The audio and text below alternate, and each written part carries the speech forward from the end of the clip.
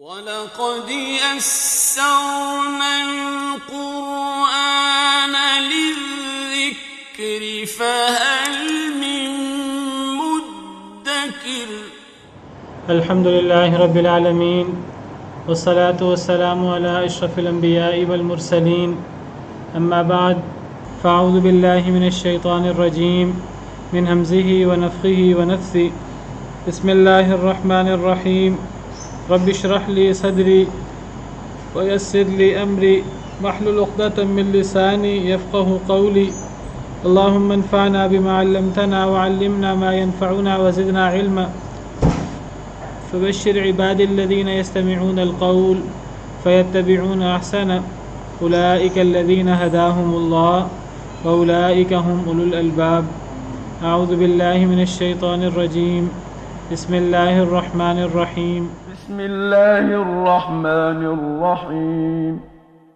القارعة ما القارعة وما أدراك ما القارعة يوم يكون الناس كالفراش المبثوث وتكون الجبال كالعهن المنفوش فأما من ثقلت موازينه فهو في عيشة راضية وأما من خفت موازينه فأمه هاوية وما أدراك ما هي نار حامية أعوذ بالله من الشيطان الرجيم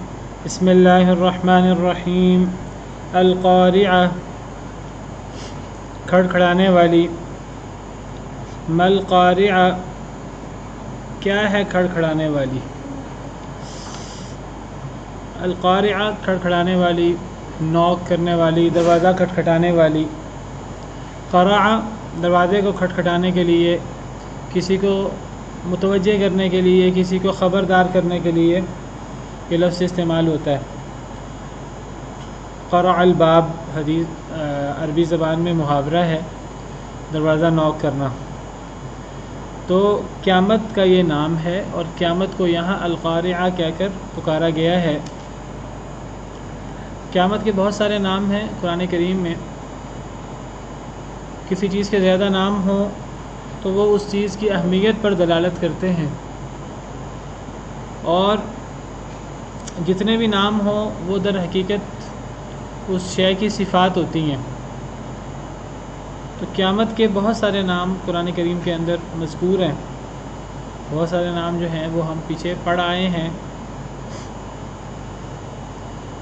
جتنے بھی نام ہیں قیامت کے وہ اصل میں قیامت کی صفات ہیں ہر نام کا کوئی نہ کوئی معنی ہے اور وہ قیامت کی صفت ہے اور اتنے زیادہ ناموں سے قیامت کتنی اہم ہے اس کی اہمیت کا اندازہ ہوتا ہے کہ تمہیں قیامت سے غافل نہیں ہونا چاہیے تمہیں قیامت کو ہر وقت یاد رکھنا چاہیے وہ حقیقی زندگی ہے وہ دائمی ابدی زندگی ہے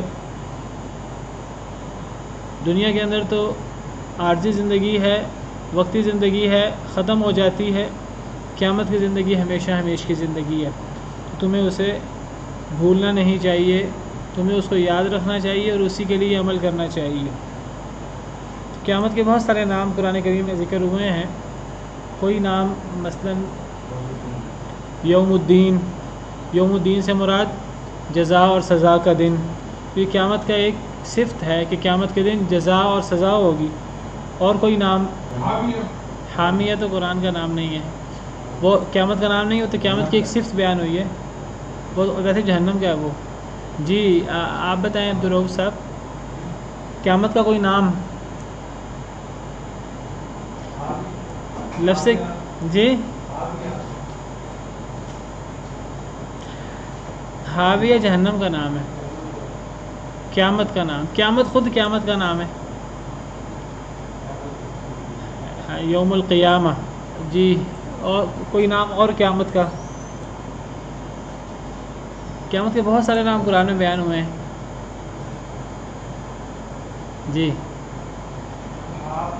الحاقہ یہ قیامت کا نام ہے، حق ہونے والی. اور یوم الجمع جمع کا دن جسے سب لوگ جمع ہوں گے. اور یوم التغابن یہ قیامت کے ناموں میں سے ہے. یوم الحشر یہ قیامت کے ناموں میں سے ہے. یوم الحسرہ قیامت کے ناموں میں سے ہے، حسرت کا دن. الصاخہ پیچھے ہم نے پڑھا ہے اسی پارے میں، فَإِذَا جَاءَتِ الصَّاخَّةُ چیخ.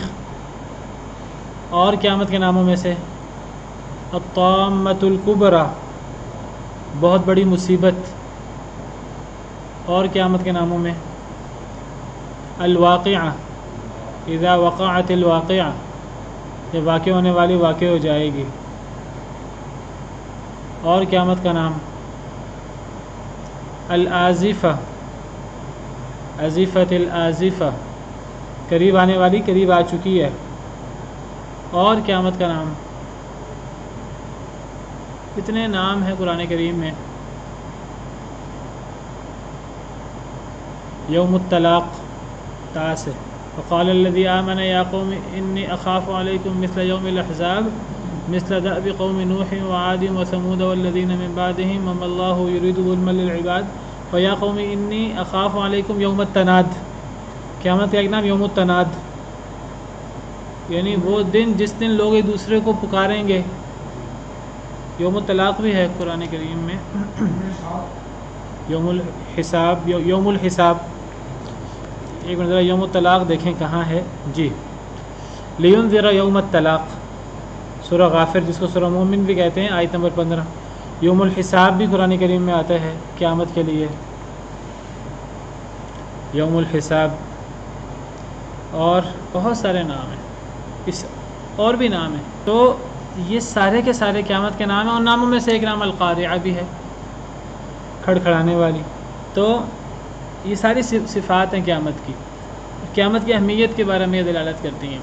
تو قیامت جو ہے یہ ایک ایسا دن ہے، ایک ایسا واقعہ ہے جو انسان کو ہر لحاظ سے چکنا کر دے گا، ہر لحاظ سے انسان کو خبردار کر دے گی کہ جی اب سب کچھ عارضی زندگی ختم ہو گئی ہے، اب امتحان ختم ہو گیا ہے، اب عمل کا دن ہے، اب فیصلے کا دن آ پہنچا ہے، اب فیصلے کی گھڑی آ پہنچی ہے. یوم الفصل یہ بھی قیامت کا دن، قیامت کا نام ہے. تو کھڑکھڑانے والی یہ انسان کو خبردار کرتی ہے، انسان کو جھنجھوڑتی ہے. صرف قیامت آ کر نہیں جھنجھوڑے گی، قیامت آنے سے پہلے انسان کو جھنجھوڑتی ہے جو قیامت کو یاد رکھتا ہے. مل قارعہ یہ کھڑکھڑانے والی کیا ہے؟ ایک سوال ہے اہمیت دلانے کے لیے، متوجہ کرنے کے لیے. وما ادراک مل قارعہ اور آپ کو کس نے بتایا کہ کھڑکھڑانے والی کیا ہے؟ آپ کو کیا معلوم کھڑکھڑانے والی کیا ہے؟ وما یدریک وما ادراک اور وما یدریک یہ دونوں الفاظ استعمال ہوتے ہیں قرآن کریم میں. دونوں کا ایک ہی معنی ہے، ایک فعل ماضی ہے ایک گزارے ہے. تو وما ادراک کے بعد عام طور پر اللہ تعالیٰ بتا دیتے ہیں، اور وما یدریک کے بعد اللہ تعالیٰ اس بتاتے نہیں ہیں. اسی طرح بس لوگوں کو متوجہ کر کے اہمیت دلا کر اللہ تعالیٰ چھوڑ دیتے ہیں تاکہ لوگوں کے اندر ایک سسپینس رہے اور لوگ جو ہیں وہ غور کرتے رہیں وہ کیا چیز ہے. وما ادراک کے بعد عام طور پہ وضاحت ہو جاتی ہے. آپ کو کس نے بتایا کھڑکھڑانے والی چیز کیا ہے قیامت یعنی؟ اب اس کی وضاحت ہو رہی. وما ادراک کے بعد آگے وضاحت ہو جاتی ہے. یوم یکون الناس یہ وہ دن ہے، یہ ایک دن کا نام ہے. یہ کون سا دن ہے؟ یہ وہ دن ہے جس دن ہو جائیں گے لوگ کل فراش المبثوث پتنگوں کی طرح بکھرے ہوئے. فراش پتنگے، مچھر پتنگے اور اس قسم کے جانور، کیڑے مکوڑے اور اس قسم کے جانور. خاص طور پہ یہ جب کوئی روشنی ہوتی ہے تو روشنی کے اوپر پتنگے ہوتے ہیں. آگ ہو روشنی ہو پتنگے اس کے ارد گرد منڈلاتے رہتے ہیں. منڈلاتے وہ پتنگے ہیں، جانور ہیں، ان کے اندر اتنا شعور نہیں ہے، وہ گرتے رہتے ہیں اس کے اندر، مرتے رہتے ہیں، اکٹھے ہوتے رہتے ہیں. اور جب صبح ہوتی ہے یا جب وہ روشنی ختم ہوتی ہے تو آپ دیکھتے ہیں کہ وہ ہزاروں لاکھوں کروڑوں کی تعداد میں پتنگے پڑے ہوتے ہیں جن کی کوئی وقت نہیں ہوتی، جن کی کوئی اہمیت نہیں ہوتی۔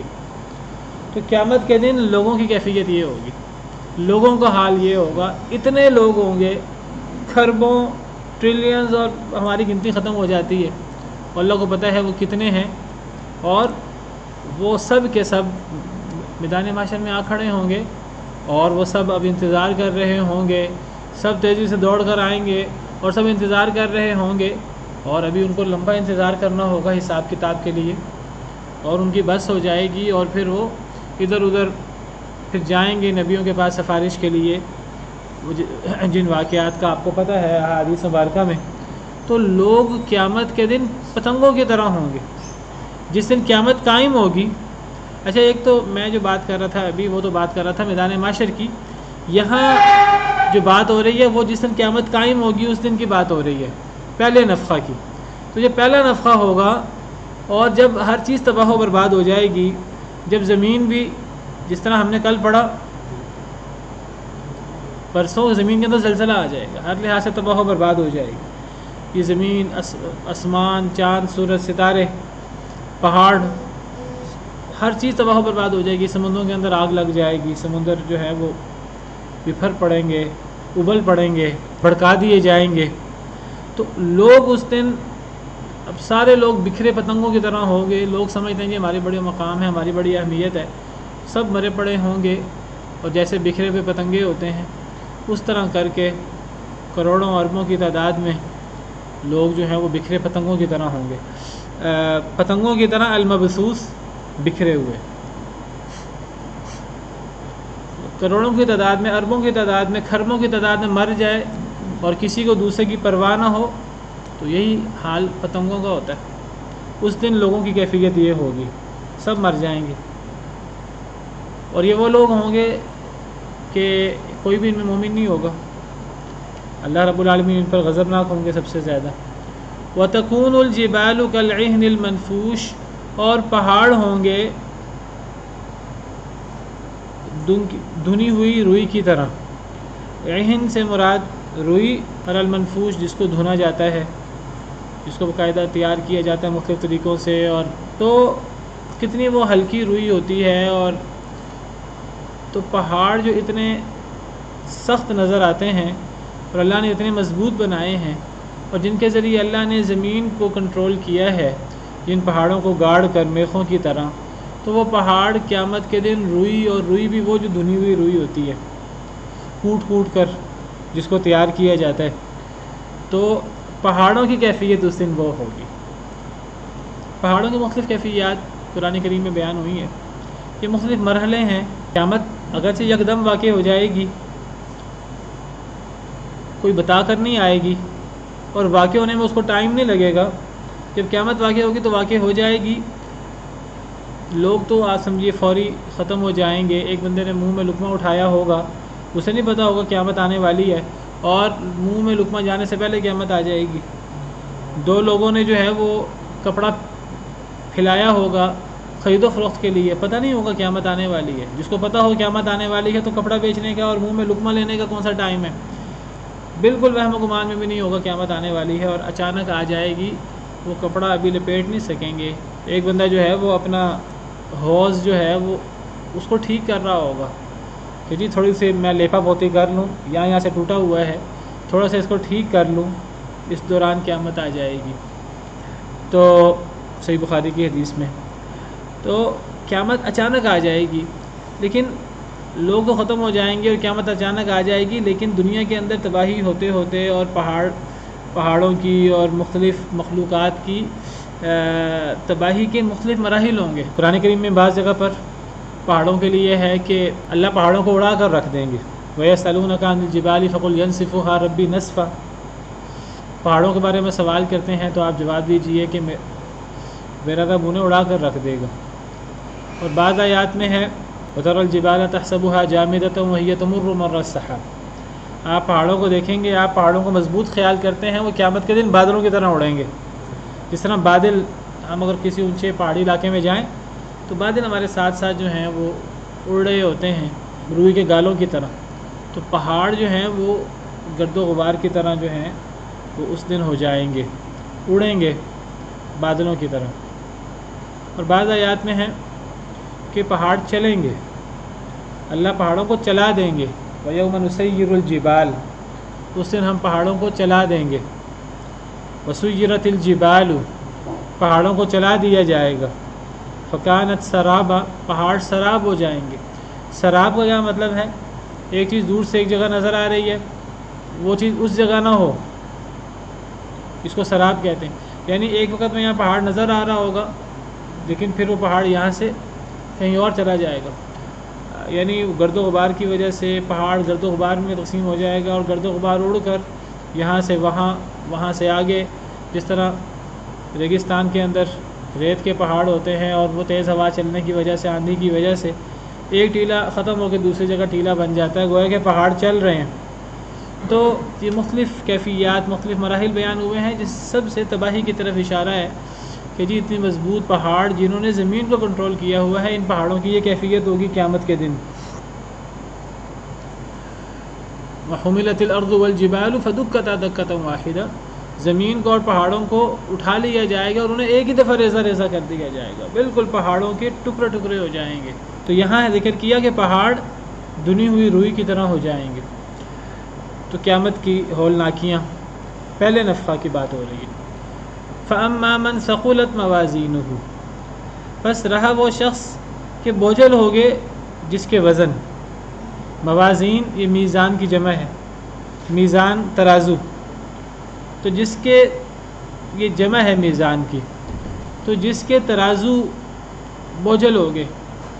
اب ترازو تو ایک ہے، ترازو تو زیادہ نہیں ہے، تو ترازو پورا تو بوجھل نہیں ہوگا، ترازو کا ایک پلڑا بوجھل ہوگا، یعنی ایک پلڑا جو ہے وہ نیچے ہوگا اور دوسرا پلڑا اونچا۔ جب ایک پلڑا نیچے ہوگا بھاری ہوگا تو دوسرا اونچا ہوگا، ہلکا ہوگا۔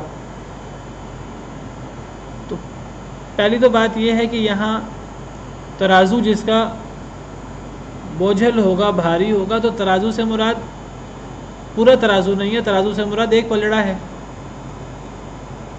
اب ایک پلڑا ہے تو پھر موازین کیوں آیا ہے، جمع کیوں آیا ہے؟ تو یہ اصل میں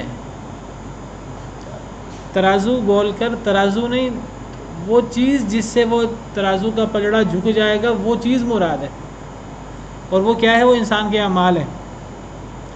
تو یہاں ترازو بول کر اعمال کا وزن مراد لیا ہے کہ وہ لوگ کہ جن کے ترازو بوجھل ہو جائیں گے، یعنی جن کے اعمال والا پلڑا جھک جائے گا، بوجھل ہو جائے گا۔ اور یہاں کون سے اعمال مراد ہیں؟ نیک اعمال کا، نیک اعمال کا، نیک اعمال والا پلڑا۔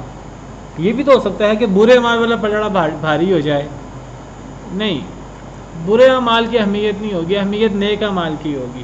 تو یہ جو قرآن کریم میں جگہ جگہ اعمال ترازو کی بات ہوتی ہے، ترازو سے مراد اعمال کا وزن والا پلڑا، اعمال کے وزن کی وجہ سے وہ والا پلڑا مراد ہے، اور اعمال بھی نیک اعمال مراد ہے۔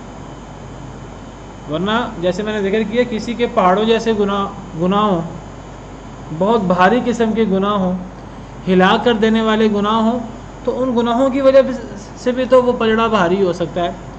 نہیں، وہ قیامت کے دن اصل میں گناہ بہت بڑے بڑے ہیں، لیکن ان کا کوئی وزن نہیں ہوگا، نہ گناہ کا وزن ہوگا، نہ جو گناہ والا شخص ہے اس کی کوئی اہمیت اور اس کا کوئی وزن ہوگا۔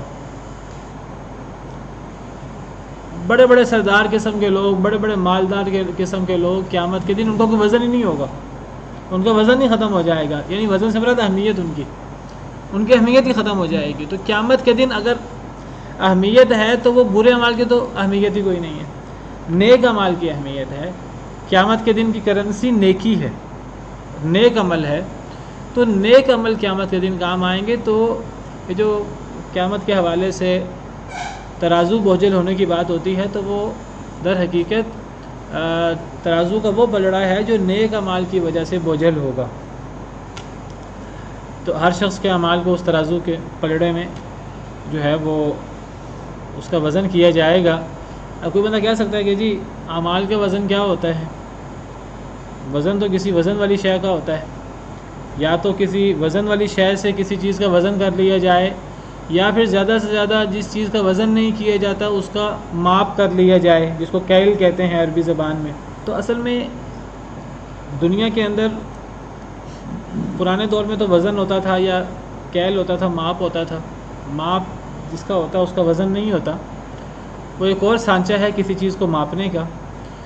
کسی چیز کو ماپنے کا ایک سانچہ گننا بھی ہے، کسی چیز کی تعداد گن لی جائے، فلاں چیز اتنی تعداد میں، جسے ہم کہتے ہیں درجن، 1 درجن یا سینکڑا۔ پرانے دور میں تو یہ 2-3 چیزیں ہی چلتی تھیں کسی چیز کو ماپنے کے لیے، وزن ہو گیا، ماپ ہو گیا، یا یہ ہے کہ تعداد ہو گئی۔ لیکن آج بہت ساری چیزیں اور بھی آ گئی ہیں ماپ کرنے کے لیے۔ ہاں جی، آج لیٹر بھی چلتا ہے۔ اسی طرح آپ دیکھیے کہ ہمارا یہ جو اسپیس ہوتی ہے ہارڈ ڈسک کے اندر، یو ایس بی کے اندر، تو یہ نہ وزن ہے، نہ یہ کیل ہے، نہ یہ عدد تعداد ہے، یہ بھی اب ایک جو ہے وہ ماپنے کا ایک آلہ ہے یہ بھی۔ تو اصل میں کچھ لوگ اعتراض کرتے ہیں، جو لوگ جو ہے وہ کہتے ہیں جی ہم سائنس کے ذریعے بات کرتے ہیں اور ہم جو ہے حواس کی بات کرتے ہیں، اعمال کا وزن کیسے ہوگا؟ تو جس طرح آج اب یو ایس بی تو ساری ایک جیسی ہوتی ہیں۔ اب کچھ پہلے 2 جی بی کی بھی یو ایس بی آتی تھی، 1 جی بی کی بھی یو ایس بی آتی تھی، اب 4 جی بی کی، 8 جی بی کی، 16 جی بی کی، 32 جی بی کی، 64 جی بی کی، 1 to 8 جی بی کی، اور اس سے بھی زیادہ بڑی بڑی اب یو ایس بی اور ہارڈ ڈسکیں جو ہیں کس طرح۔ اب ہارڈ ڈسک کا سائز ایک ہی ہوتا ہے، لیکن اب اندر سے اس کا سائز جو ہے وہ، یعنی دیکھنے میں اس کا حجم ایک ہوتا ہے، لیکن اندر سے اس کا سائز میں کتنا جو ہے وہ تفاوت ہوتا ہے، کتنا فرق ہوتا ہے۔ تو جب آج اتنی ترقی ہو گئی ہے، ایک چھوٹی سی چیز کے اندر اتنی زیادہ ڈیٹا آ جاتا ہے، ایک چھوٹی سی چیز کے اندر ہزاروں کتابیں آ جاتی ہیں، تو اللہ کے لیے کیا مشکل ہے کہ اللہ تعالیٰ اعمال کا ماپ کریں، اعمال کی پیمائش کریں، اعمال کا وزن کریں۔ تو بہرحال نیک اعمال اور نیک اعمال کا وزن ہوگا قیامت کے دن، اور قیامت کی کرنسی اور قیامت کے دن اہمیت نیک اعمال کی ہے۔ تو نیک اعمال والا پلڑا جس کا بھاری ہو جائے گا، تو یہ نیک شخص مراد ہے۔ فَهُوَ فِي عِيشَةٍ رَاضِيَةٍ، پس وہ ایسی زندگی میں ہوگا جو راضی زندگی ہوگی۔ راضی زندگی یعنی ایسی زندگی جو انسان کو پسند ہوگی، تو وہ من پسند زندگی میں ہوگا، وہ ایسی زندگی میں ہوگا جیسی وہ زندگی چاہے گا اس کو ویسی زندگی ملے گی۔ اللہم اجعلنا منہم۔ تو یہ اس شخص کے لیے ہے جس کے نیک اعمال کا پلڑا جھک جائے گا۔ تو اللہ تعالیٰ فرماتے ہیں اس کا بدلہ قیامت کے دن یہ ہے کہ وہ جیسی زندگی چاہے گا ویسی گزارے گا، یعنی جنت کے اندر۔ تو گویا کہ یہ نیک شخص ہے، اللہ کے ہاں یہ شخص کامیاب ہو گیا۔ تو اللہ کے ہاں کامیابی کا معیار کیا ہوا؟ نیک اعمال، اور نیک اعمال کا پلڑا جھک جانا۔ اب دیکھیے، اگر ہم بات کریں سمجھنے کے لیے، قیامت کی چیزیں ویسے دنیا کی چیزوں کی طرح ہیں نہیں، لیکن ہم انسان ہیں، ہم ناقص ذہن کے ہیں، ہم ایک چیز کو سمجھنے کے لیے دنیا کی چیزوں پر قیاس کریں تو کچھ بات ہمیں سمجھ بھی آتی ہے۔ دنیا کے اندر ہم جب وزن کرتے ہیں ترازو کے ذریعے، میزان کے ذریعے، تو اگر دونوں پلڑے یا تو مساوی ہو جاتے ہیں، بالکل برابر ہو جاتے ہیں۔ اچھا، اب ایک چیز، ایک پلڑا جو بھاری ہو جائے وہ تھوڑا سا زیادہ وزنی ہو تب بھی جھک جاتا ہے۔ مثلا اگر ایک طرف 1 کلو ہے اور دوسری طرف 1 کلو اور ہاں سمجھیے کہ اگر 10 گرام بھی ہوگا ایک طرف اور ایک طرف 1 کلو ہوگا، تو پلڑا تو یہ بھی جھک جائے گا۔ اگر جی وہ بھی تو جھک سکتا ہے۔ میں نے اس کا جواب دیا نا ابھی، کیا جواب دیا ہے؟ یہ کہہ رہے ہیں کہ برے اعمال والا پلڑا بھی تو جھک سکتا ہے نا، اس کی اہمیت نہیں ہوگی قیامت کے دن۔ قیامت کے دن برے اعمال کا کوئی وزن نہیں ہوگا، بلکہ اللہ فرماتے ہیں کہ قیامت کے دن تو ہم برے لوگوں کا کا وزن ہی نہیں کریں گے. فلا نقیم لہم یوم القیامت وزنا، جس شخص کی نیکیاں ہی نہیں ہیں تو اس شخص یعنی اس کے صرف گناہ ہی ہیں. تو کوئی بندہ کہہ سکتا ہے جی اگر اس کے گناہ ہیں تو گناہ کے جو برے اعمال ہیں ان کا بھی تو وزن ہوگا. تو اللہ فرماتے ہیں کہ جن لوگوں نے کفر کیا اپنے رب کی آیتوں کے ساتھ اور اپنے رب کی ملاقات کے ساتھ ان کے اعمال ضائع ہو گئے، یعنی نیک اعمال. اب جن کے نیک اعمال ضائع ہو گئے سارے گناہ ہیں اس کے، تو اللہ فرماتے ہیں فلا نقیم لہم یوم القیامت وزنا، ایسے لوگوں کا وزن ہی نہیں ہوگا ان اعمال کا، یا ہم ان اعمال کے لیے ترازو قائم ہی نہیں کریں گے. تو پتہ لگا قیامت کے دن برے اعمال کا کوئی وزن نہیں ہے. تو برے اعمال کی وجہ سے پلڑا جھکنے والی بات ہی صحیح نہیں ہے. نیک اعمال کی وجہ سے پلڑا جھک جائے، اور اگر اللہ کی مرضی ہو کہنے کو ہمیں دیکھنے کو ایک عمل چھوٹا نظر آئے اور گناہ زیادہ نظر آئیں، لیکن ممکن ہے کہ اللہ تعالیٰ کسی عمل کے اندر خلوص کی وجہ سے یا اپنی طرف سے کوئی اس طرح کا وزن ڈال دے کہ تھوڑا نیک عمل والا پلڑا بھی جھک جائے. بہرحال یہ اللہ کی تقسیم ہے. میں جو بات کرنا چاہ رہا ہوں، میں یہ بات کرنا چاہ رہا ہوں کہ اللہ کے ہاں کامیابی یا حق کا معیار یا کسی کے کامیاب یا اچھا ہونے کا معیار کیا ہے، جس کی بنا پر اللہ فرماتے ہیں کہ من پسند زندگی انسان کو ملے گی نیک اعمال کا پلڑا جھک جانا. اور میں آپ سے ذکر کر رہا ہوں پلڑا جھکنے کے لیے ضروری نہیں ہے کہ نیک اعمال برے اعمال سے دگنے زیادہ ہوں. اگر ہم دنیا کے اندر سمجھنے کے لیے بات کریں، نیک اعمال کا وزن 2 کلو ہو تقریباً اور برے اعمال کا وزن 1 کلو ہو تو تب ہی نیک اعمال والا پلڑا جھکے گا. یا نیک اعمال 10 گنا ہوں اور برے اعمال 10 گنا کم ہوں تو تب جھکے گا نہیں. اگر پلڑا نیک اعمال والا تھوڑا سا زیادہ وزنی ہو، اگر 10 گرام کا فرق بھی ہو تو تب بھی وہ پلڑا جھک جاتا ہے. تو گویا کہ ایک شخص کے اندر اگر گناہ بھی ہوں، انسان ناقص ہے، انسان کے اندر کمیاں کوتاہیاں بھی ہوتی ہیں. ایک شخص کے اندر اگر نیکیاں بھی ہوں اور گناہ بھی ہوں، اب ایک صورت تو یہ ہے کہ اس کے گناہ نیکیاں کم ہوں، نیک اعمال کم ہوں، گناہ اس کے زیادہ ہوں، نیک اعمال والا پلڑا اونچا ہو جائے تو یہ شخص تباہ و برباد ہو گیا، جیسے بھی آگے ہم پڑھتے ہیں. دوسری صورت یہ کہ ایک شخص کے نیک اور برے اعمال کا وزن برابر ہو جائے. اب اللہ کو پتہ ہے ان کے ساتھ اللہ نے کیا معاملہ کرنا ہے. اور ایک وہ شخص ہے جس کے نیک اعمال والا پلڑا جھک جاتا ہے. اب یہ کتنا جھک جاتا ہے اس کی کوئی وضاحت نہیں ہے، یعنی کسی کی نیکیاں اس کی برائیوں سے زیادہ ہو جائیں. اگر آپ اس طرح کہیں کہ جی کسی کی نیکیاں 55 ہیں اور گناہ اس کے 45 ہیں بالفرض، اللہ کے ہاں یہ بھی کامیاب ہے. کسی کی نیکیاں 60 ہیں، گناہ اس کے 40 ہیں، ہم بہت زیادہ گہرائی میں نہیں جا سکتے، یہ اللہ کے فیصلے ہیں اور اس کے بارے میں حقیقی فیصلہ اللہ نے کرنا ہے. لیکن میں صرف ایک بات سمجھانے کے لیے آپ سے کہہ رہا ہوں، ہمارے ہاں کیا ہوتا ہے عوام کے اندر، علماء کے اندر بھی کئی دفعہ ایک شخص کے بارے میں بعض کمیوں کوتاہیوں کا پتہ لگتا ہے تو اس شخص کو جو ہے وہ توپوں کے دہانے پر رکھ دیا جاتا ہے اور اس شخص کے بارے میں مشہور کر دیا جاتا ہے کہ اس شخص کے اندر یہ بھی عیب ہے، یہ بھی عیب ہے، یہ بھی عیب ہے. یہ نہیں دیکھا جاتا کہ اس کے اندر خوبیاں کیا کیا ہیں. اور اگر خوبیوں کا اور برائیوں کا موازنہ کیا جائے تو ممکن ہے کہ اس کے اندر خوبیاں زیادہ ہوں اور برائیاں کم ہوں. ایک شخص کے اندر اگر اس کے اندر 9 نیکیاں ہیں اور ایک برائی ہمیں نظر آتی ہے، کئی دفعہ ہم ایک برائی کی وجہ سے اس شخص کو متون کرنا شروع کر دیتے ہیں. تو میں صرف یہ توجہ دلانا چاہ رہا ہوں کہ کسی شخص کی ایک برائی کی وجہ سے، اکا دکا کمیوں کی وجہ سے اسے متون نہیں کر دینا چاہیے. ہاں بڑا ہو تو بڑا اس کو سمجھائے کہ آپ کے اندر یہ کمی کوتاہی نہیں ہونی چاہیے، لیکن ہم کسی شخص کی ایک برائی کو لے کر، اس کی 1-2 خامیوں کو لے کر اچھالنا شروع کر دیں اور ہم اپنے دل کے اندر اس شخص کو برا سمجھنا شروع کر دیں. مجھے بتائیں کہ کون خطا سے پاک ہے؟ خطا سے تو کوئی بھی پاک نہیں ہے. صحابہ کرام ہمارے لیے سب سے افضل ہے نا نبیوں کے بعد. صحابہ کرام بھی معصوم نہیں ہیں. ہم ان کو اچھے انداز میں ذکر کرتے ہیں، ہم ان کی برائیوں کو، ان کی کمیوں کوتاہیوں کو اچھالتے نہیں ہیں، لیکن کیا خیال ہے کہ کیا صحابہ معصوم ہیں؟ صحابہ تک معصوم نہیں ہیں. تو ہم لوگوں کی بعض برائیوں کی وجہ سے، بعض کمیوں کی وجہ سے ان کی بہت ساری اچھائیوں کو کیوں بھول جاتے ہیں؟ تو اس آیت کریمہ سے اور دیگر آیات سے پتہ لگتا ہے کہ اللہ کے ہاں اس کا اہمیت ہے کہ کس شخص کے نیک اعمال زیادہ ہیں. اگر اس کے برے اعمال بھی ہیں، اگر نیک اعمال زیادہ ہیں اور نیک اعمال کا پلڑا جھک گیا تو وہ کامیاب ہے اللہ کے ہاں. تو ہم کیوں نہیں اس انداز سے کسی شخص کو پرکھتے؟ کسی شخص کو چھوڑیے، میاں بیوی کے اندر ایک شوہر بیوی کو کیوں نہیں اس انداز سے پرکھتا؟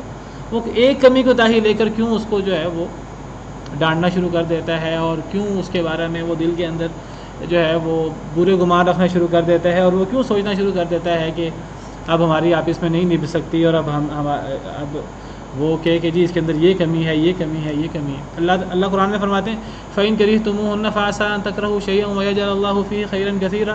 اگر تم کوئی چیز ناپسند کرو تو ممکن ہے تم ایک چیز ناپسند کر رہے اور اللہ نے دوسری بہت سی خیریں رکھی ہوں، ان خیروں کو کیوں نہیں دیکھتے؟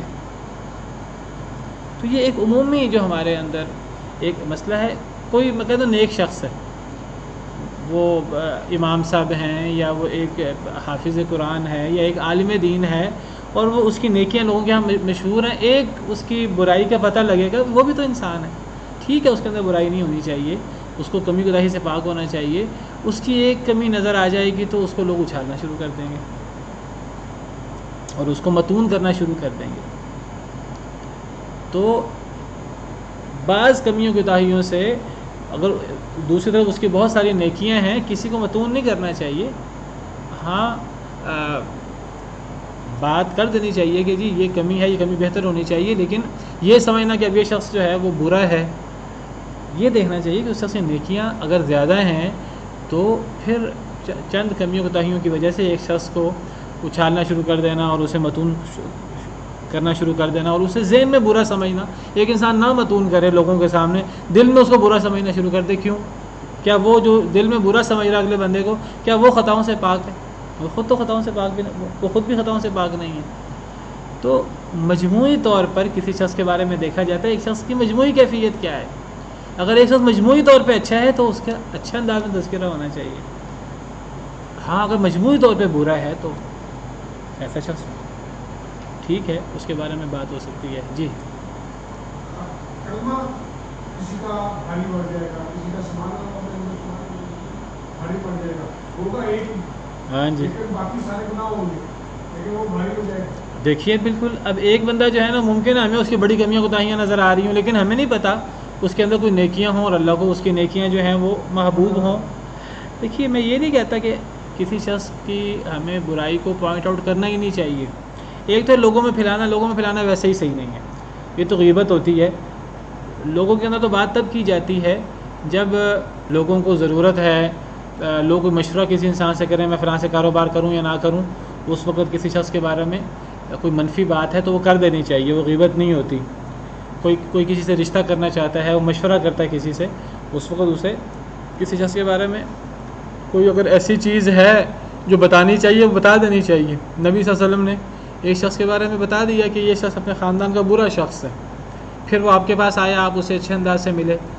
نبی صلی اللہ علیہ وسلم سے حضرت فاطمہ بنت قیس نے پوچھا کہ جو ہے فلاں صحابی نے مجھے رشتے کا پیغام بھیجا ہے تو کیا میں اسے نکاح کر لوں؟ آپ نے فرمایا کہ اس کے اندر فلاں خرابی ہے، فلاں کے اندر فلاں خرابی ہے. یا کسی ایسے شخص کے پاس جو کسی کی اصلاح کر سکے، اس کے پاس اس کی شکایت کی جا سکتی ہے. بلا وجہ کسی کی شکایت کرنی نہیں چاہیے. ہاں اگر ایک شخص کے اندر کوئی برائی موجود ہے، ہم اس شخص کے منہ پر جا کر ہم اسے الگ جا کر سمجھا سکتے ہیں. تو کسی کی برائیوں کو اچھالنا اور کسی کو کمیوں کوتاہیوں کی وجہ سے برا سمجھنا، اصل میں جب انسان کسی کو اس کی کسی خامی کی وجہ سے برا سمجھتا ہے تو در حقیقت یہ بھی تکبر کی ایک قسم ہے. جب انسان دوسرے کو برا سمجھتا ہے تو در حقیقت اپنے آپ کو اچھا سمجھ رہا ہوتا ہے. تو ایک انسان کو کیا پتہ کہ اگلا بندے کا کون سا عمل اللہ کے ہاں قابل قبول ہے اور آپ کا کون سا عمل اللہ کے ہاں قابل قبول ہی نہیں ہے. یہ چیز بھی اللہ معاف کرے کئی دفعہ تکبر میں آ جاتی ہے. ایک انسان دوسروں کے سامنے نہ بھی بات کرے، دل کے اندر ایک بندہ کہے جی میں تو نمازیں پڑھتا ہوں، میں تو یہ کام کرتا ہوں، تو کیا پتہ ہمارا عمل اللہ قبول کرے، ہمارا عمل اللہ کے ہاں قابل قبول بھی ہے کہ نہیں، اس کے اندر خلوص بھی ہے کہ نہیں، ریاکاری نہ ہو، اللہ معاف کرے، اس کے اندر نبی صلی اللہ علیہ وسلم کی سنت کے مطابق عمل ہو رہا ہے کہ نہیں ہو رہا. تو ایک انسان کتنی دیدہ دلیری سے اپنے آپ کو بڑا نیک اور زاہد سمجھ کر اگلے بندے پر تبصرے شروع کر دے. تو بہرحال یہ آیت کریمہ میں نے جب اس کو پڑھا کئی دفعہ اس انداز سے تو یہی ذہن میں آیا کہ کسی شخص کے بارے میں مجموعی انداز دیکھنا چاہیے ایک شخص مجموعی طور پر کیسا ہے، تو مجموعی طور کسی شخص کے مجموعی جو رویہ ہے، اگر کہیں تبصرہ کرنے کی ضرورت پڑ جائے تو مجموعی رویے پر تبصرہ کرنا چاہیے. اگر خیر زیادہ ہے تو اس بندے کو اچھا تذکرہ ہونا چاہیے. ہاں کسی کی برائیاں زیادہ ہیں تو ایک الگ بات ہے، وہ اگر ضرورت ہو تو پھر وہاں بات کی جا سکتی ہے. فَأَمَّا مَنْ ثَقُلَتْ مَوَازِينُهُ، پس رہا وہ شخص کہ جس کے وزن بھاری ہو گئے، یعنی نیک اعمال والا پلڑا بھاری ہو گیا. فَهُوَ فِي عِيشَةٍ رَاضِيَةٍ، تو وہ من پسند زندگی میں ہوگا، اور ویسی زندگی جو ہمیشہ جو انسان چاہے گا انسان کو وہ ملے گا. وَأَمَّا مَنْ خَفَّتْ مَوَازِينُهُ، اور رہا وہ شخص کہ اس کا وزن ہلکے ہو گئے. کون سے عمل؟ یعنی نیک اعمال والا پلڑا ہلکا ہو گیا. بھاری اور ہلکا دونوں سے نیک اعمال مراد ہے. نیک اعمال والا پلڑا ہلکا ہو گیا، یعنی گناہوں والا پلڑا بڑھ گیا. فَأُمُّهُ حَاوِيَةٌ، بس اس شخص کی ماں حاویہ ہے. اب یہ شخص برا ہے، تو گویا کہ مجموعی طور پر ایک شخص کی گناہ زیادہ ہیں تو یہ شخص برا ہے، اس کے نیک اعمال کم ہے. تو نیکی اور بدی کا معیار مجموعی اعمال. تو فرمایا اس کی ماں فَأُمُّهُ حَاوِيَةٌ، اس کی ماں حاویہ ہے. یہ حاویہ جہنم کے ناموں میں سے ایک نام ہے، اور حاویہ کا لفظی مطلب گر جانا، یعنی ایک ایسی جگہ جہاں انسان گہرائیوں میں جا کے گر پڑے گا. ہوا یہوی، گر پڑنا. والنجم اذا ہوا، قسم ہے ستارے کی جب وہ گر پڑے. تو حاویہ ایسی جگہ جو بہت گہرائی میں ہے، جو بہت نیچے ہے. نیچے ہونا مقام کے اعتبار سے یا باقاعدہ فزیکلی طور پر نیچے ہونا، یہ ایک پستی کی علامت ہے. اور بلند ہونا، چاہے یہ شان کے اعتبار سے ہو، چاہے یہ مقام کے اعتبار سے ہو، چاہے یہ ذات کے اعتبار سے ہو، بلند ہونا اچھائی کی علامت ہے. اللہ رب العالمین مقام کے اعتبار سے بھی سب سے بلند ہے اور ذات کے اعتبار سے بھی سب سے بلند ہے. اور جنت جو ہے وہ بلندی پر ہے، اعلیٰ علیین. اور جنت کے درجات ہیں، جو ہر درجہ دوسرے سے، جو ہر دوسرا درجہ ہے اوپر کا درجہ وہ نچلے درجے سے اوپر ہے. جو افضل درجہ ہے وہ کم تر درجے سے اوپر ہے، اور سب سے افضل درجہ جنت کا وہ سب سے اوپر والا درجہ ہے جو اللہ کے عرش کے نیچے ہے، وہ سب سے بلند درجہ ہے. تو بلندی مقام کے اعتبار سے بھی اچھی ہوتی ہے اور ذات کے اعتبار سے بھی بلندی اچھی ہوتی ہے. اور جو پستی ہے یہ ذات کے اعتبار سے پستی، یہ بھی بری چیز ہے. اور جہنم میں پستیاں ہیں، اور جہنم میں بھی درجے ہیں. ان درجوں کو درجے نہیں کہتے، ان کو درکات کہتے ہیں. اور ہر بدتر درکا اس کم تر درکے سے نیچے ہے. جو سب سے خطرناک اور سب سے تکلیف دہ جہنم کا درجہ جس کو درکا کہتے ہیں، تو وہ سب سے نچلا ہے. ان المنافقین فی الدرک الاسفل من النار، منافق جہنم کے سب سے نچلے درکا میں ہوگا. اور جو نیک لوگ ہیں انبیاء کرام علیہ السلام، وہ جنت کے سب سے اونچے درجہ میں ہوں گے. تو جنت میں اونچے سے اونچے درجات ہیں اور جہنم میں نیچے سے نیچے درکات ہیں. تو جہنم جو ہے وہ حاویہ ہے، نیچے سے نیچے. انسان گرتا جائے گا، سالوں لگ جائیں گے انسان کو نیچے گہرائی تک پہنچتے پہنچتے. تو جہنم کا نام ہی حاویہ. تو فرمایا کہ جس کے برے اعمال، جس کے نیک اعمال کم ہوں گے تو اس کی ماں حاویہ ہے، یعنی جہنم ہے. اب یہاں جہنم کو یا حاویہ کو جو گہرائی میں ہے اسے ماں قرار دیا ہے. ماں قرار دیا ہے سے کیا مراد؟ یعنی جس طرح انسان ماں کی گود کے اندر ٹھکانہ حاصل کرتا ہے بچہ، تو یہ ایک طنز ہے کہ ایک کافر جو ہے اس کے لیے جہنم ماں کا کردار ادا کرے گی، اور وہ گویا کہ جہنم میں ٹھکانہ حاصل کرے گا، وہ جہنم کی گود کے اندر وہ جائے گا. جیسا فرمایا لہم من جہنم مہاد، کافروں کے لیے جہنم میں بچھونا ہے. مہاد گود، ماں کی گود. تو جہنم کو گود بھی قرار دی گیا طنز کے طور پہ. تو فرمایا کہ جس کے نیک اعمال کا پلڑا ہلکا ہوگا، اونچا ہو جائے گا، تو پھر اس کی ماں حاویہ ہے. تو ماں ایک بچے کے لیے سب کچھ ہوتی ہے، اور ماں کی گود بچھونا ہوتی ہے. تو اس کے لیے بچھونا اور اس کے لیے گود آرام کی جگہ وہ جہنم ہوگی. تو یہ ایک طنز ہے. جس طرح اللہ تعالیٰ فرماتے ہیں کہ کافروں کو جہنم کی بشارت دے دو، فبشرہم بعذاب علیم، انہیں دردناک عذاب کی بشارت دے دو۔ اب بشارت تو اچھی چیز کی ہوتی ہے، دردناک عذاب کی تو نہیں ہوتی۔ بچھونا اور ماں کی گود تو ایک اچھی چیز ہے، تو یہ ایک طنز کا انداز ہے۔ جس طرح کفار اور منافقین طنز کرتے ہیں، مذاق اڑاتے ہیں، اس طرح اللہ تعالیٰ بھی طنز کرتے ہیں بالمقابل کفار کے اعمال کے بالمقابل، کہ پھر ان کے لیے جہنم ہی ماں کا کردار ادا کرے گی، جہنم ہی ان کے لیے گود ہوگی۔ بعض کہتے ہیں کہ دماغ کو کہتے ہیں، سے دماغ مراد ہے، تو یہ شخص جو ہے وہ دماغ کے بل اتنی گہرائی میں گرایا جائے گا، یعنی سر کے بل۔ تو بہرحال مفہوم یہ ہے کہ جس کے نیک اعمال کا پلڑا ہلکا ہوگا تو اس کا ٹھکانہ پھر جہنم ہے، جو بڑی گہرائی میں ہے، والعیاذ باللہ۔ وما ادراک ما ہی، اور آپ کو کس نے بتایا کہ وہ کیا ہے؟ ماہیہ کے آخر میں جو یہ ہا ہے، یہ ہائے سکتہ ہے، یہ ہائے ضمیر وغیرہ نہیں ہے، تو یہ ہا وقفاً آ جاتی ہے، اس کا معنی کوئی نہیں ہوتا۔ پیچھے سورہ حاقہ میں بھی ہم نے پڑھا،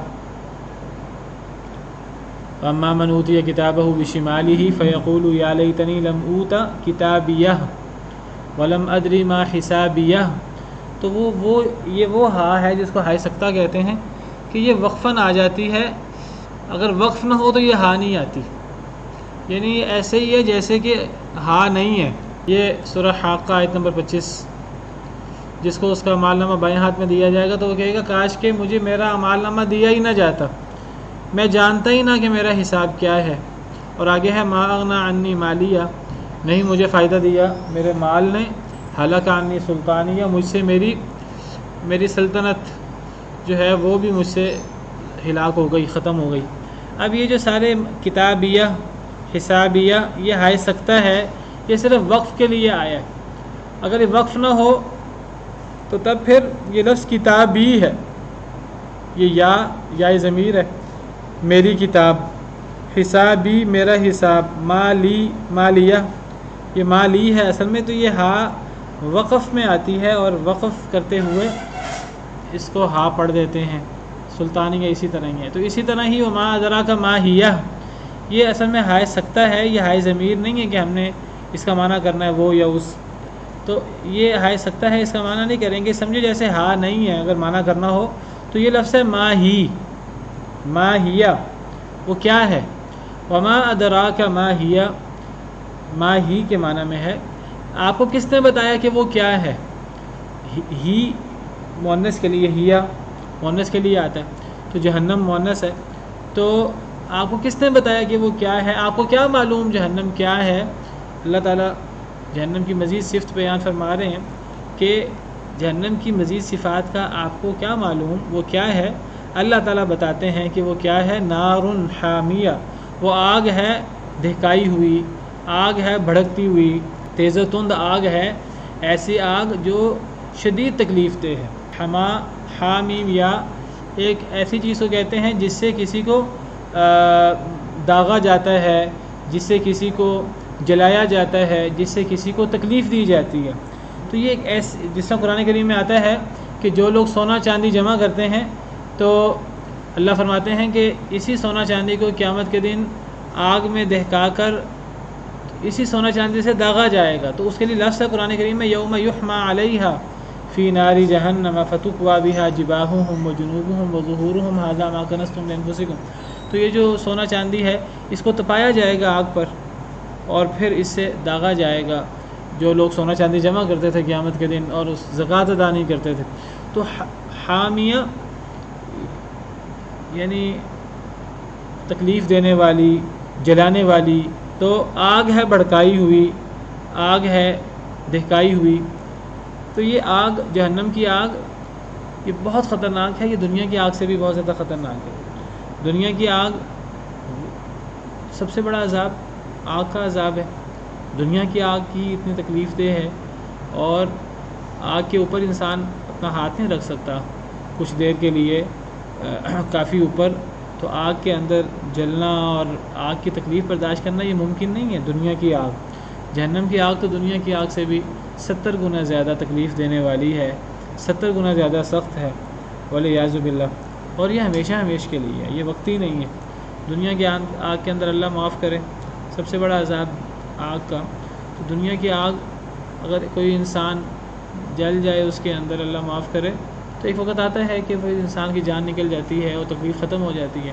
لیکن قیامت کے دن تو ایک تو آگ ہے بہت سخت، دنیا کی آگ سے 70 گنا زیادہ سخت، زیادہ تکلیف دے، پھر وہاں موت بھی کوئی نہیں ہے، تو وہاں تو جب بھی وہ آگ لوگ سمجھیں گے ہلکی ہو رہی ہے، اس وقت مزید بھڑکا دیا جائے گا اس کو، کلما خبت زدناہم سعیرا، اور جب بھی چمڑے جل جائیں گے، گل جائیں گے، تو پھر اللہ تعالیٰ چمڑے جو ہیں وہ تبدیل کر دیں گے تاکہ لوگ مزید عذاب چکھیں، والعیاذ باللہ۔ تو اس آگ سے ڈر جانا چاہیے اور اس آگ سے بچ جانا چاہیے، اور دنیا کے اندر انسان کو غفلت کی نیند چھوڑ کر اس آگ سے بچنے کے لیے یہ تیاری کرنی چاہیے۔ تو حدیث مبارکہ میں آتا ہے، صحیح بخاری کے اندر نبی صلی اللہ علیہ وسلم کا ارشاد، حضرت ابو ہریرہ راوی ہیں، نبی صلی اللہ علیہ وسلم نے فرمایا، نارکم جزء من 70 جزءا من نار جہنم، تمہاری آگ یعنی دنیا کی آگ یہ جزء من 70 جزءا من نار جہنم، جہنم کے 70 اجزاء میں سے ایک جز ہے تمہاری آگ۔ دنیا کی آگ جہنم کی آگ کے مقابلے میں 70واں حصہ ہے، 70واں جز ہے، گویا کہ جہنم کی آگ دنیا کی آگ سے 70 گنا زیادہ شدید ہے۔ اور یہ بھی نہیں پتہ کہ یہاں 70 سے مراد 70 ہی ہے، 70 کا لفظ مبالغے کے لیے بھی آتا ہے، تو یہاں 70 سے مراد 70 ہے کہ 70 سے مراد جو ہے وہ 700 ہے کہ 7000 ہے کہ کتنا ہے۔ تو دنیا کی آگ کا اور جہنم کی آگ کا مقابلہ ہی کوئی نہیں ہے، اور دنیا کی آگ سے بڑی تکلیف کوئی نہیں ہے، والعیاذ باللہ۔ قیل، کہا گیا، یا رسول اللہ، اے اللہ کے رسول، ان کانت لکافیہ، اگر یہ دنیا کی آگ ہی ہوتی وہی کافی تھی، وہی اتنا شدید عذاب ہے، تو جہنم کی آگ اس آگ سے بھی 70 گنا اور اتنی گنا زیادہ سخت، یہ دنیا کی آگ اگر ہوتی جہنم میں وہی کافی تھی، دنیا کی آگ قابل برداشت نہیں ہے۔ تو آپ نے فرمایا، فضلت علیہن ب69 و60 جزءا، دنیا کی آگ ہوتی، آپ نے کہا کہ ٹھیک ہے تمہاری بات کہ جہنم میں دنیا کی آگ ہوتی وہ کافی تھی، لیکن جہنم کی آگ دنیا کی آگ پر 69 اجزاء زیادہ جو ہے فضیلت دی گئی ہے، کلہن مثل حرھا، ہر جز اس کا دنیا کے آگ کی طرح ہے۔ تو یعنی جہنم کی آگ دنیا کی آگ سے بہت زیادہ سخت ہے، دنیا کی آگ ہوتی وہ بھی کافی تھی، لیکن جہنم کی آگ تو دنیا کی آگ سے بہت زیادہ سخت ہے اور پھر ہمیشہ ہمیش کے لیے ہے، والعیاذ باللہ۔ ایک اور حدیث مبارکہ میں ہے جہنم کی آگ کتنی سخت ہے اور کتنی شدید ہے، صحیح بخاری صحیح مسلم وغیرہ کی حدیث ہی ہے کہ آگ نے اللہ سے کہا، آگ بھی اللہ کی مخلوق ہے، اللہ نے آگ کو بھڑکایا ہے، آگ نے اللہ سے کہا، ربی، اے میرے رب، اکل بعضی بعضا، میرے اندر اتنی شدت ہے، میرے اندر اتنی سختی ہے کہ میرا ایک حصہ میرے دوسرے حصے کو کھا رہا ہے، جہنم کا ایک حصہ دوسرے حصے کو کھا رہا ہے۔ جہنم نے شکایت کی اللہ تعالیٰ سے، فَأَذَن لِّي أَتَنَفَّسْ، مجھے سانس لینے کی اجازت دیں۔ یہ صرف یہ جو شدید گرمی ہے، اس شدید گرمی سے میرا ایک حصہ دوسرے حصے کو کھا رہا ہے، تو مجھے سانس لینے کی اجازت دیں۔ فَأَذِنَ لَهَا بِنَفَسَيْن، تو اللہ نے 2 سانس لینے کی اجازت دی، نَفَسٍ فِي الشِّتَاءِ وَنَفَسٍ فِي الصَّيْفِ، ایک سردی میں سانس اور ایک گرمی میں۔ تو اب جہنم کے اندر صرف گرمائش نہیں ہے، گرمائش ہو تو وہ دنیا کی آگ سے 70 گنا زیادہ ہے، لیکن صرف گرمائش نہیں ہے۔ فما وجدتم من برد او زمہریر فمن نفس جہنم، تم جو بھی سردی پاتے ہو یا زمہریر سخت ترین سردی کو کہتے ہیں، جاڑے کی سردی، تو وہ بھی جہنم کے سانس کی وجہ سے ہے۔ تو جہنم کے اندر اب شدید سردی بھی ہے۔ وما وجدتم من حر او حرور، اور جو تم گرمی پاؤ یا گرمائش پاؤ، حر گرمی اور حرور اس کی جو تپش ہوتی ہے، فمن نفس جہنم، دنیا کے اندر، تو وہ جہنم کے سانس کی وجہ سے۔ دنیا کے اندر جتنی موسم گرم ہو جائے تو وہ جہنم کتنی دور ہے، ہم کہتے ہیں سورج اتنا دور ہے اور سورج اتنے دور سے گرمائش دے رہا ہے، یہ صرف سورج کی وجہ سے نہیں، یہ جہنم کی گرمائش سے گرمی ہو رہی ہے، جہنم کے ایک سانس کی وجہ سے۔ اور جتنی سردی دنیا کے اندر ہوتی ہے، قطب شمالی میں چلے جائیں آپ، اورینٹ انٹارکٹیکا وغیرہ. تو جو شدید سردی ہے تو یہ جہنم کی ایک سانس ہے صرف. تو جہنم کے اندر کتنی شدید سردی ہوگی اور کتنی شدید گرمی ہوگی، اور یہ دونوں اللہ کا عذاب ہے. اللہ معاف کرے. ایک اور حدیث میں ہے، یہ صحیح بخاری کی حدیث ہے، کہ نبی صلی اللہ علیہ وسلم نے فرمایا اذا اشتد الحر فابردوا عن الصلاۃ، جب گرمی زیادہ ہو جائے تو پھر نماز کو ٹھنڈا کر لیا کرو. ظہر کی نماز مراد ہے. سخت گرمی میں، ہمارے ہاں تو لوگ سردیوں میں بھی نماز ٹھنڈی کرتے ہیں، نماز اپنے وقت سے لیٹ پڑھتے ہیں. نماز کو اپنے وقت پہ پڑھنا چاہیے. ہاں اگر شدید گرمی ہو، اور خاص طور پہ وہ گرمی جو عرب علاقوں میں ہوتی ہے اور جہاں ٹھنڈ کرنے کا سامان نہ ہو، تو آج کل تو اے سی اور یہ سب چیزیں ہیں. تو بہرحال تو آپ نے فرمایا جب گرمی شدید ہو جائے تو پھر نماز ٹھنڈی کر لیا کرو، یعنی ظہر کو اپنے وقت سے تھوڑا لیٹ پڑھ لیا کرو، گھنٹہ لیٹ پڑھ لیا کرو، آدھا گھنٹہ.